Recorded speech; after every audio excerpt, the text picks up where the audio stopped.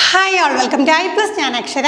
Seated paper 1 നമുക്ക് EVS എന്നുള്ള വിഭാഗത്തിൽ ഏറ്റവും റീസെൻ്റ് ആയിട്ട് ചോദിച്ചിട്ടുള്ള കുറച്ച് ക്വസ്റ്റ്യൻസ് ആണ് ഇന്ന് നമ്മൾ ഡിസ്കസ് ചെയ്യാനായിട്ട് പോകുന്നത്. തീർച്ചയായിട്ടും എത്രയെണ്ണം നിങ്ങൾക്ക് കറക്റ്റായിട്ട് ആൻസർ ചെയ്യാൻ പറ്റുമെന്ന് നിങ്ങളെ കമൻറ്റ് ചെയ്യുക. നമുക്ക് ആദ്യത്തെ ചോദ്യത്തിലേക്ക് കടക്കാം.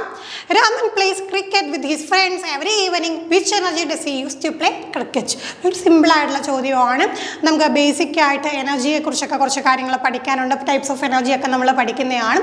ഇവിടെ എന്താണ്, ഒരു കുട്ടി ക്രിക്കറ്റ് കളിക്കാനായിട്ട് യൂസ് ചെയ്യുന്ന എന്ത് എനർജിയാണ് നോക്കിക്കേ. Light energy, chemical energy, muscular energy, sound energy. വളരെ ഈസി ആയിട്ട് നമുക്ക് കണ്ടുപിടിക്കാം അല്ലേ. അപ്പോൾ ഒരു ഹ്യൂമൻ ബീങ് ഒരു ആക്ടിവിറ്റി ഏർപ്പെടുന്നു, ഇപ്പോൾ ക്രിക്കറ്റ് കളിക്കുന്നു, അപ്പോൾ അവിടെ യൂസ് ചെയ്യുന്ന എനർജി ഏതായിരിക്കും? തീർച്ചയായിട്ടും അവിടെ എന്ത് വരും?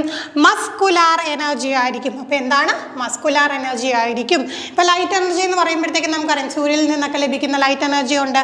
കെമിക്കൽ എനർജി എന്ന് പറയുമ്പോൾ എല്ലാത്തിലും സ്റ്റോർ ചെയ്യപ്പെട്ടിട്ടുള്ള ഒരു എനർജിയാണ് കെമിക്കൽ എനർജി. ഓരോത്തിനെ കുറിച്ച് നമുക്ക് വിശദമായിട്ട് പഠിക്കാം. ഇപ്പോൾ ജസ്റ്റ് മെൻഷൻ ചെയ്തു പോകുന്നേ ഉള്ളൂ. സൗണ്ട് എനർജി എന്ന് പറയുമ്പോൾ അറിയില്ല, ശബ്ദത്തിൽ നിന്നുണ്ടാവുന്ന എനർജിയാണ്.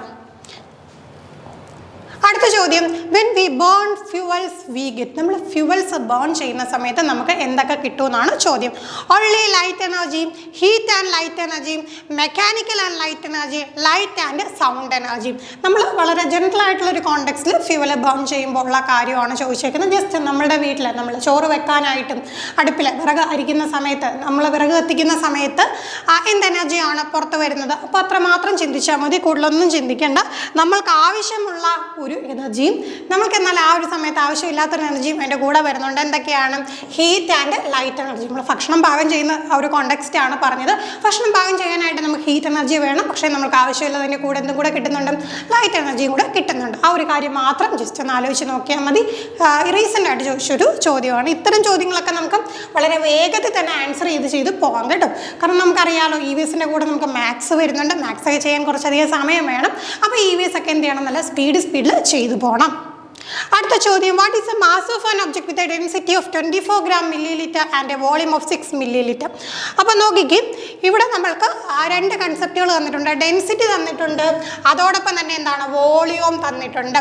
എന്താണ് കണ്ടുപിടിക്കേണ്ടത്? മാസ് കണ്ടുപിടിക്കണം. അപ്പോൾ നമുക്ക് സിമ്പിളായിട്ട് ചെറിയ ക്ലാസ് മുതലേ നമ്മൾ പഠിക്കുന്ന ഒരു ഇക്വേഷൻ ആണല്ലേ, എന്ത്? Density is equal to mass by volume. അപ്പം നമുക്കിവിടെ ഓൾറെഡി ഡെൻസിറ്റി തന്നിട്ടുണ്ട്, വോളിയം തന്നിട്ടുണ്ട്. നമുക്ക് കണ്ടുപിടിക്കേണ്ട എന്താണ്? മാസ് ആണല്ലേ. മാസ് കണ്ടുപിടിക്കണമെങ്കിൽ നമ്മൾ എന്ത് ചെയ്യും? ക്രോസ് മൾട്ടിപ്ലൈ ചെയ്യും. Density into volume. ഡെൻസിറ്റി എത്ര തന്നിട്ടുണ്ട്? 24. അതോടൊപ്പം നമ്മുടെ വോളിയം തന്നിട്ടുണ്ട് 6. ചെയ്ത് നോക്കാം. 144. എന്നിട്ട് നമ്മൾ ആൻസർ ചെക്ക് ചെയ്ത് നോക്കാം.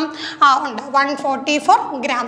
അപ്പോൾ യൂണിറ്റ് ഒക്കെ കറക്റ്റായിട്ട് നിങ്ങൾ ശ്രദ്ധിക്കുക. അപ്പോൾ ഡെൻസിറ്റി ആണെങ്കിൽ എങ്ങനെ യൂണിറ്റ് വരും? മാസ് ബൈ വോളിയം എന്ന് വരുമ്പോഴത്തേക്കും എങ്ങനെയാണ് നോക്കി? ഗ്രാം പെർ മില്ലി-ലിറ്റർ എന്ന് അവിടെ നമ്മുടെ യൂണിറ്റ് വന്നു. ഇനി വോളിയം ആണെങ്കിൽ മില്ലി-ലിറ്റർ ആയിരുന്നു യൂണിറ്റ്. അതേപോലെ തന്നെ നമുക്കിവിടെ മാസിനെ നോക്കിക്ക് നമുക്ക് ഗ്രാം ആണ് കിട്ടിയത്. അപ്പോൾ ചില സമയത്ത് നിങ്ങളെ കൺഫ്യൂസ് ചെയ്യിക്കാൻ വേണ്ടിയിട്ട് 144 എന്നുള്ള ന്യൂമറിക്കൽ വാല്യൂ തന്നിട്ട് ചില സമയത്ത് എന്താ യൂണിറ്റ് മാറ്റി തന്നുകളെ. അപ്പോൾ ശ്രദ്ധിക്കുക, കറക്റ്റായിട്ട് എന്താണ്? മാസിൻ്റെ യൂണിറ്റ് തന്നെ നോക്കി സെലക്ട് ചെയ്യുക. അപ്പോൾ അത്തരം ചോദ്യങ്ങൾ വരുമ്പോഴത്തേക്കും എന്ത് വസ്തുതയാണോ ചോദിച്ചേക്കുന്നത് അതിന് അനുസൃതമായിട്ടുള്ള യൂണിറ്റ് ആണോ നിങ്ങൾ മാർക്ക് ചെയ്യുന്നതെന്നും കൂടെ ഒന്ന് ശ്രദ്ധിക്കാം. അടുത്ത ചോദ്യത്തിലേക്ക് കടക്കാം. Which of the given statement are recommendations of NCF 2005 for EVS learning?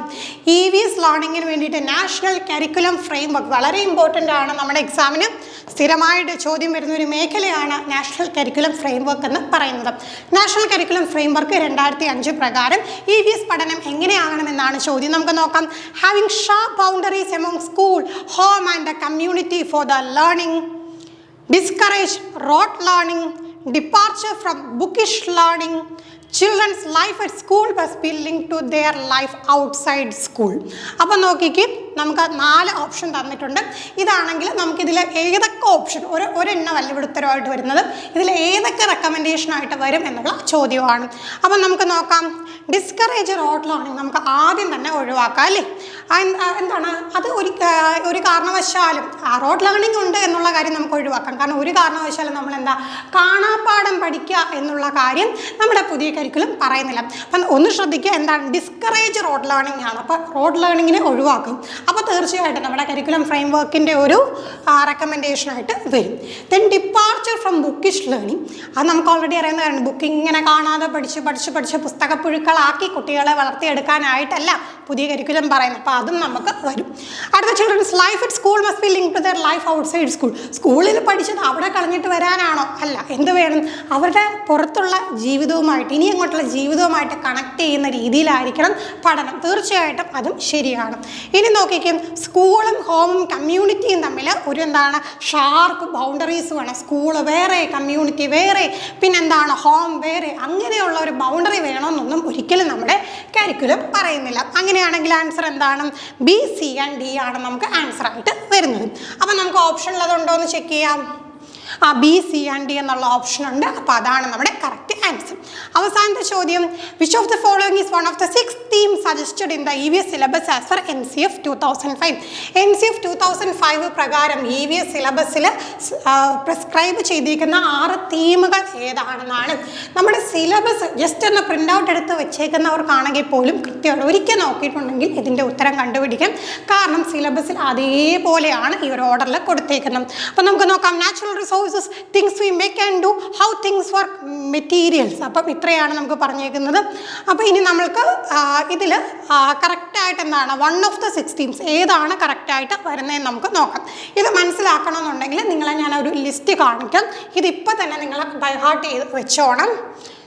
ഇതാണ് 3rd മുതൽ 5th വരെ. ഈ ഒരു ചോദ്യമാണ് അവിടെ ഉദ്ദേശിച്ചിട്ടുള്ളത്. 3rd മുതൽ 5th വരെയുള്ള കോമൺ തീമാണ് നമ്മുടെ ചോദ്യം. അപ്പോൾ 3rd മുതൽ 5th വരെയുള്ള ഇതാണ് things we make and do. Then family and ഫ്രണ്ട്സിൻ്റെ അകത്തായിട്ട് ഇത്രയും ടോപ്പിക്സ് വരുന്നുണ്ട്. Relationships, work and play, animals, plants, ഇത്രയും ഇതിന് അകത്ത് വരുന്ന സബ് ടോപ്പിക്സ് ആണ്. പിന്നെ ഫുഡ്, ഷെൽട്ടർ, വാട്ടർ, ട്രാവൽ. ഇതാണ് നമ്മളുടെ 6 കോമൺ തീംസ് 3rd മുതൽ 5th വരെയുള്ള കുട്ടികൾക്ക് പഠിക്കാനായിട്ട് NCF പ്രിസ്ക്രൈബ് ചെയ്തേക്കുന്നത്. അപ്പോൾ things we make and do ആണ്. In natural resource, how things വർക്കും, മെറ്റീരിയൽസും ഒക്കെ എന്താണ് ഹയർ ലെവലിലോട്ട് കുട്ടികൾക്ക് പഠിക്കാനായിട്ടുള്ളതാണ്. അപ്പോൾ ഇത്രയും കാര്യമാണ് നമ്മൾ ഇന്നത്തെ ക്ലാസ്സിൽ ഡിസ്കസ് ചെയ്തത്. എത്ര എണ്ണത്തിൻ്റെ കറക്റ്റ് ഉത്തരം നിങ്ങൾക്ക് കണ്ടെത്താൻ കഴിഞ്ഞെന്ന് തീർച്ചയായും കമൻറ്റ് ചെയ്യാം. അടുത്ത ക്ലാസ്സിൽ വീണ്ടും കാണാം. Thank you.